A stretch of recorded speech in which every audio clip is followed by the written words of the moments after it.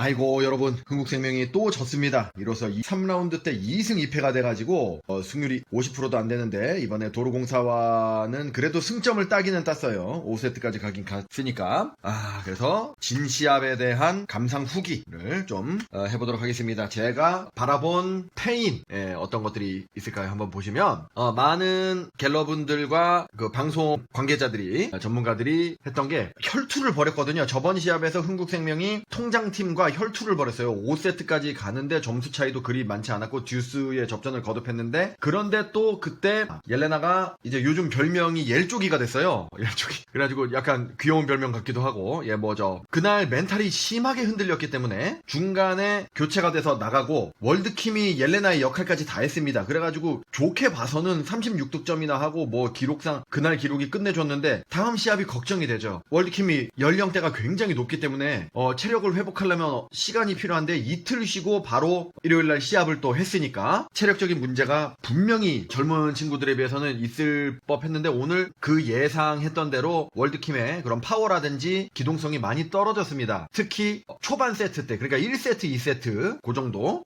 때 안 좋았는데, 물론 후반에 가서는 뭐 체력이 회복됐다고 볼 수는 없죠. 체력은 회복되지 않지만은 감을 되찾아서 상대방을 이제 어떤 식으로 코스를 공략해야겠다라는 그런 흐름과 그런 맥을 잡아가지고 뒤쪽에 가서는 그 1세트에 1득점 했었거든요. 그리고 공격 성공률도 뭐 10% 이렇게 됐었는데, 뒤에 3, 4, 5세트 때 또 하드캐리 비슷하게 하다 보니까 막 30몇 %로 올라갔어요, 결국에는. 그러니까 뒤 세트 때는 성공률이 굉장히 높았다는 뜻이죠. 어쨌거나 월드킴에 대한 의존도가 높은 흥국생명으로서는 월드킴의 체력이 저하된 거에 대한 영향을 심하게 받았다. 대신 이게 잘 됐다고 봐야 되나? 옐레나 같은 경우는 저번 시합에 한 2세트 정도를 쉬었기 때문에, 2세트 이상을. 그러니까 체력이 좀 괜찮았어요. 그래서 초반에 옐레나를 이용한 공격을 박해진 세타가 많이 사용을 했습니다. 그래서 옐레나가 1, 2세트 때 굉장히 좋았어요. 1세트 때는 100%였나 그랬을 거예요, 공격 성공률이. 물론 이제 1세트를 아쉽게 지긴 했는데, 어쨌거나 그런 식으로 해서 초반에는 월드킴이 조금 체력 문제로 플레이가 잘 안 풀리는 것을 옐레나가 잘 메꿔주긴 했습니다. 그런데 옐레나가 그 한 2세트 뛰고 체력이 떨어진 건가? 뭐 하여간 뒤쪽으로 가서 오늘은 실수한 다음에 본인의 그 감정이 너무 동요되지 않도록 스스로 평정심을 찾으려고 애쓰는 모습이 보이긴 보였는데, 근데 하여간 3, 4, 5세트 뒤로 가니까 굉장히 부진했습니다, 옐레나가 또. 그래서 그 100%였던 성공률이 결국에는 월드킴보다 더 떨어졌습니다. 30% 내려가가지고 뒤쪽에 가서는 그 연속 떡블락도 계속 잘 당하고 그렇게 됐습니다. 그래서 2세트 뛰고 나머지 세트 때는 체력이 저하된 건지, 아니면은 평정심 되찾으려고 겉으로는 티를 안 냈지만 멘탈이 무너진 건지, 그것까지는 알 수는 없습니다만은 옐레나는 후반부에 기량이 난조가 있었다는 거. 그러니까 참 그 전반부에 월드킴과 옐레나 두 사람의 그 컨디션이 동시에 좋았다면은 그냥 3대 0으로 그냥 팍 끝내버렸을 수도 있겠죠. 근데 한 사람이 좋고 한 사람이 떨어지고, 이쪽 사람이 좋으면 저쪽 사람이 떨어지고, 이러다 보니까 이게 5세트까지 가버린 거예요. 자, 그러면 두 사람의 컨디션과 그런 월드킴의 체력 문제로 공격이 원활하게 안 돌아가서 졌다고 볼 수 있느냐? 그 영향이 없다고 볼 수는 없지만 미미합니다. 그럼 무슨 말이냐? 봐서는 팀 공격 성공률은 차이가 없죠. 37 정도고, 리시브에서 이번에도 볼 수 있습니다. 리시브가 반토막, 도로공사가 54%고 흥국생명이 27, 8% 뭐 이 정도 되니까. 그래서 뭐 저쪽 최리, 임명옥 리베로 최리가 81%예요. 이거 뭐 말이 됩니까 이게? 81% 리시브 효율을 보였고, 문가든도 61%. 자, 그런데 그래서 월드킴이 체력이 떨어졌지만 공격만큼은 그래도 중요한 상황에서 해줬단 말입니다. 그런데 우리가 체력이, 아웃사이드 히터가 체력이 떨어지면은 리시브가 문제가 됩니다. 그래서 월드킴이 보세요, 18%밖에 안 됩니다. 평상시에 반도 안 되죠. 평균이 40 몇 %니까. 그러니까 리시브에서 굉장히 난조를 보였는데, 더 난조를 보인 게 누구냐면 면팀장이었습니다. 면팀장도 그 저번 시합에 혈투가 있었고 쉬는 시간이 이틀밖에 없고 시합을 했는데, 아까 말씀드렸다시피 옐쪽이는 2세트만 하고 쉬었고, 그러니까 체력에 큰 문제가 없었고, 미들브로카들은 전위에서만 하잖아요. 그러니까 크게 체력이 문제가 없습니다. 세타도 그때 저번 시합에서 박혜진이 투입이 돼서 박혜진도 풀타임을 뛰었지만 중간중간에 퀸다솔하고 잠깐 교체가 된 적도 있었고, 그리고 그 이번 시즌에 한 번 뛰었잖아요. 한 번 뛰었기 때문에 그거 가지고 체력이 많이 깎이진 않습니다. 그리고 나이도 굉장히 어리고요. 20대 초반이니까. 그런 게 있는데, 아웃사이드 히터 월드킴은 나이도 나이고 그날 엄청나게 공수위에서 굉장히 그 시합에서만큼은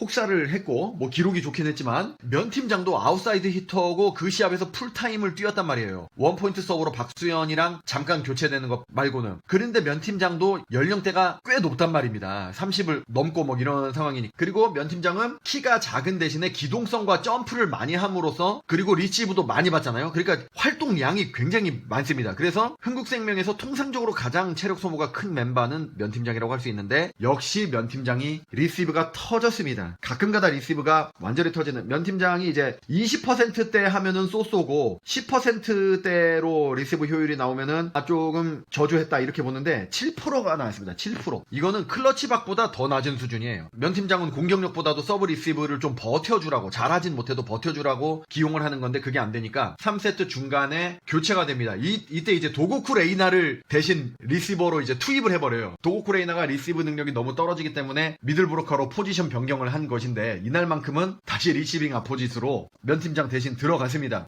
꽤 했어요. 한 40%대 효율이 나왔고 어려운 공은 옐레나가 커버를 해주기도 했습니다. 옐레나가 근데 리시브를 고찰 하더라고요. 2번밖에 안 받긴 했지만 옐레나도 리시브를 하는 그런 멤버로 하면 어떨까. 옐레나가 컨디션이 안 좋을 때도 디그 이런 건 잘하잖아. 수비는 잘하잖아요. 리시브를 좀 받으면서 이렇게 지하처럼 정관장이 지하처럼 그렇게 하면 어떨까 하는 생각도 좀 있는데 그거는 뭐 안 될 것 같고 그냥 해본 소리고 리시브에서 두 아웃사이드 히터가 리시브 난조를 벌였기 때문에 이번에 패배를 하지 않았나 라는 생각을 해봤고 그리고 이제 세타에 대한 갤러분들이 지적을 많이 했습니다. 근데 이제 이날 일단 박혜진이 5세트 1, 2, 3, 4, 5세트 다 선발 출전을 했습니다. 저번 시합에 비교적 저럭 역할을 잘 했기 때문에 키가 큰 세타를 단자 형님의 그런 선호적인 특성상 이번에도 투입이 됐습니다. 그리고 상대방이 하위권 팀이라는 것도 요럴 때 경험을 쌓아줘야 되겠다라는 생각으로 단자 형님이 투입을 한 것 같습니다. 흔들렸어요. 꽤 흔들렸습니다. 흔들려서 어떻게 됐느냐 2세트 3세트인가 하여간 2세트 정도를 중간에 이원정이 교체로 들어갔습니다. 그런데 이원정도 흔들렸어요. 잘한 토스도 있습니다. 예, 잘한 토스도 있는데 둘 다. 근데 결정적일 때 흔들려가지고 실점을 하는 경기 운영과 토스 쪽에서 불안함을 보였습니다. 그리고 지금 표를 보시면은 퀸다솔이 교체돼서 3번 들어간 걸로 돼 있잖아요. 그런데 앞에 2번은 지금 13번과 교체돼서 들어갔다고 돼 있는데 이게 옐레나입니다. 그러니까 1세트 3세트는 세터로서 들어간 게 아니에요. 세터로서 들어간 게 아니라 원포인트 서브로 옐레나가 후위로 한 번 서브 넣고 그 다음에 사이드아웃 돌아가면은 다시 옐레나가 바로 들어오는 그런 거였습니다. 그러니까 세터로서는 투입이 1, 2, 3, 4세트까지는 안 된 거예요. 그러다가 5세트 때 박혜진이 후위로 갔을 때 평상시처럼 이제 주전 세타가 후위로 갔을 때 퀸다솔이 후위에서 3턴 동안 3번의 사이드아웃 동안 토스를 했는데 이때는 한 번씩 한 턴씩 바로바로 좀 돌아갔습니다. 랠리가. 그래가지고 토스를 한 4번 하고 전위로 올라오니까 바로 박혜진이 또 투입. 그래가지고 요번 시합 때는 박혜진이 흔들릴 때 이원정을 투입하고 이원정이 또 약간 흔들릴 때 박혜진을 넣고 이런 식으로 세터 교대가 이루어졌습니다. 투입이. 근데 그러질 말고 퀸다솔을 좀 평상시처럼 1, 2, 3, 4세트 때도 이원정이랑 박혜진 중에 한 명을 그냥 세트 스타팅으로 기용을 하되 후위로 갔을 때 퀸다솔을 좀 투입해서 한번 본다든지 요렇게 했으면 어땠을까. 그리고 5세트 때도 퀸다솔이 전위로 갔을 때 그냥 바로 키 큰 박혜진으로 원상 복귀 교체를 하지 말고 저번 시합에서 제가 단자형의 전략에 대해서 매우 극찬했던 작전 있잖아요. 원 블러커 5 디그. 퀸다솔이 키가 낮으니까 블러킹해서 그냥 아예 배제해버리고 디그를 해버리는 그게 상당히 효과가 있었거든요. 저번에 모험적이긴 했어도 그 전술을 한번 더 썼으면 뭐 어땠을까 하는 싶기도 하고 물론 이제 단자 형님이 세계적인 명장이시니까 나름대로 판단을 해서 그렇게 하신 것이긴 하겠지만은 시청자 입장에서 조금 아쉬움이 남았다 뭐 것이었습니다. 그래서 제가 썸네일에서도 말씀을 드렸듯이 이번 시합에서 제일 멘탈이 나가신 게 감정이 동요를 많이 하신 게 이제 단자 형님이다. 옐레나보다 더 동요를 하더라고요. 그래서 제가 뭐 영상 캡처는 안 했지만 중간에 막 동요를 하니까 김태희 통역사가 또 단자 형님을 또 달래주는 그런 장면도 좀 나왔었고 그랬는데 다음번에는 가장 중요한 시합 현대건설과의 1, 2위 쟁탈전 그게 있지 않습니까? 거의 승점 6점짜리 경기다 라고도 하는 사람들도 있는데 거기에서 좋은 결과를 가져왔으면 좋겠습니다. 다음 영상으로 뵙겠습니다. 돌파리 배구 대피셜이었습니다.